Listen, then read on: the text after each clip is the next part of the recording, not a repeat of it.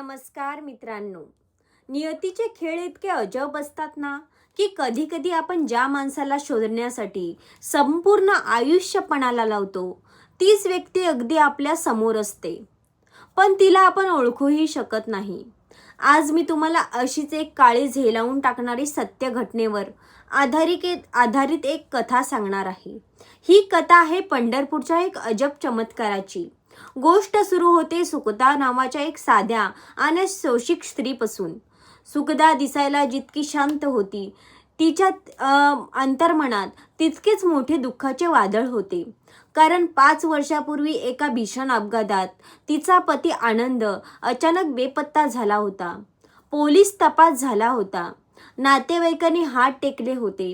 अनेकांनी तर सुखदाला सांगितले की आता आनंद या जगात नाहीये, तू तुझे कुंकू पुसून टाक.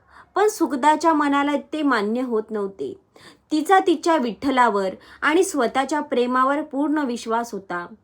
पतीचा शोध घेता घेता शेवटी थकलेली सुखदा विठ्ठलाच्या चरणी न्याय मागण्यासाठी थेट पंढरपुरात येऊन राहिली. तिने तिथेच एक छोट्या सरकारी कार्यालयात नोकरी धरली.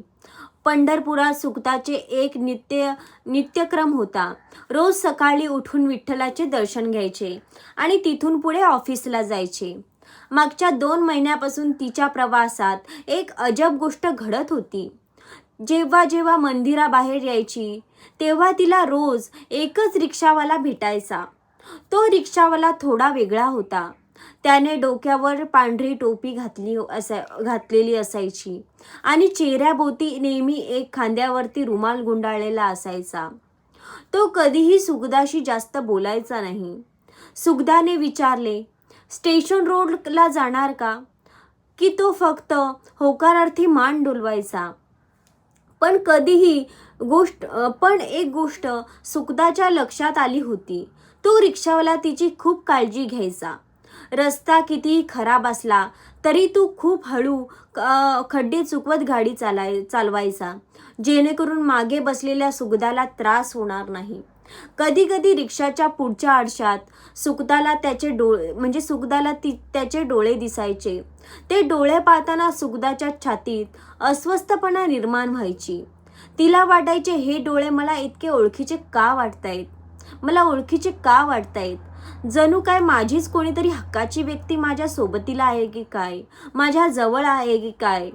पण ती स्वतःचे मन समजवायची का हा तर साधा रिक्षावाला आहे, हा माझा आनंद इथे कसा असेल. पण मित्रांनो, सत्य जास्त काळ लपून राहत नाही.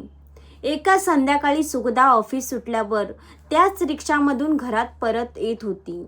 अचानक आकाशात काळे ढग जमा झाले होते आणि जोराचा पाऊस सुरू झाला होता. विजा चमकत होत्या. रस्त्याला काही दिसत नव्हतं.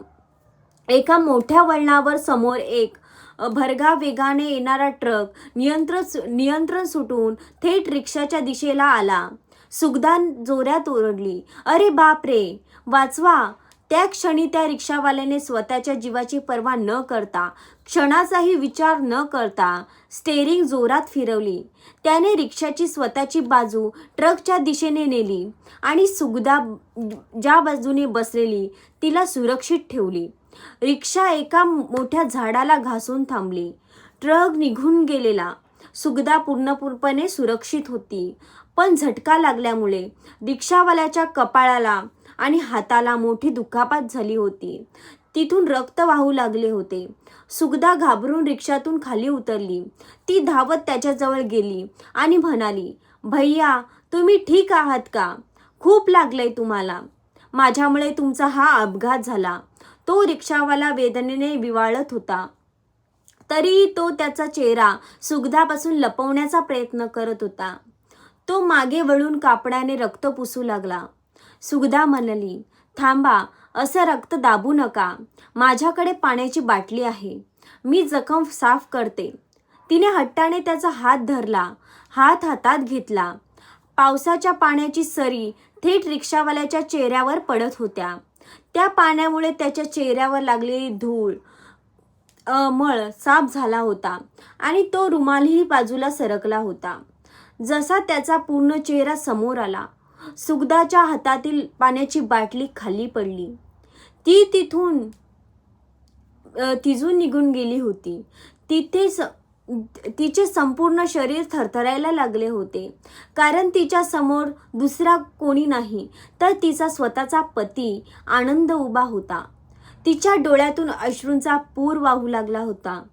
ती कापऱ्या आवाजात म्हणाली, आनंद, तुम्ही जिवंत आहात? मग माझ्यापासून दूर का लपलात? या अवस्थेत का आहेत? आनंदने डोके खाली घातले. त्याच्याही डोळ्यात पाणी आले. तो रडत म्हणाला, सुगदा, 5 वर्षापूर्वी त्या अपघातात माझी स्मरणशक्ती गेली होती. मला काहीच आठवत नव्हतं. मी या पंढरपुरात आलो आणि पोट भरण्यासाठी रिक्षा चालू लागलो. पण काही महिन्यांपूर्वी माझ्या डोक्याला पुन्हा दुखापत झाली आणि मला माझा भूतकाळ, माझी सुगदा आठवली. सुगदाने विचारले, मग तुम्ही घरी का आलात नाहीत? आनंद म्हणाला, मी कसा येऊ सुगदा? मी तर आता एक साधा गरीब रिक्षावाला झालो होतो. माझ्याकडे तुला देण्यासाठी काहीच नव्हतं. मला वाटलं की तुझ्या आयुष्यात आलो तर तू पुन्हा एकदा गरिबी किंवा त्रास मिळेल, म्हणून मी तुझ्या समोर येण्याची हिंमत केली नाही. जेव्हा मला हे समजले की तू पंढरपुरात आली आहेस, तेव्हापासून मी तुझी रोज सावली बनून तुझ्या नकळत तुझा सांभाळ करत होतो. आनंदचे हे शब्द ऐकून सुगदाचे त्याचे दोन्ही हात पाय आनंदचे हे शब्द ऐकून सुगदाने त्याचे दोन्ही हात आपल्या हातात घेतले आणि म्हणाली, मला तुमचे पैसे किंवा श्रीमंती नको हवी होती. मला फक्त तुम्ही हवे होता. विठ्ठलाच्या दारात न्याय मिळतो हे खरंच आहे. ज्या रिक्षामध्ये बसून मी माझे दुःख विसरण्याचा प्रयत्न करत होते, तोच रिक्षावाला माझा हरवलेला संसार होता. दोघांनी पावसातच एकमेकांना घट्ट मिठी मारली. मागून विठ्ठलाच्या मंदिराच्या आरतीचा आवाज घुमू लागला. जणू विठुरायानेच त्या 2 जीवांना पुन्हा एकत्र केले होते. तर मित्रांनो, ही होती पंढरपूरच्या वेशीवरील घडलेली एक अतिशय भावूक कथा. खरी भक्ती आणि प्रेम तर देवही तुमच्या माणसाला तुमच्यापर्यंत पोहोचवतो. तुम्हाला ही कथा कशी वाटली मला कमेंटमध्ये नक्की सांगा आणि अशाच कथा ऐकण्यासाठी चॅनलला नक्की सबस्क्राईब करा. धन्यवाद.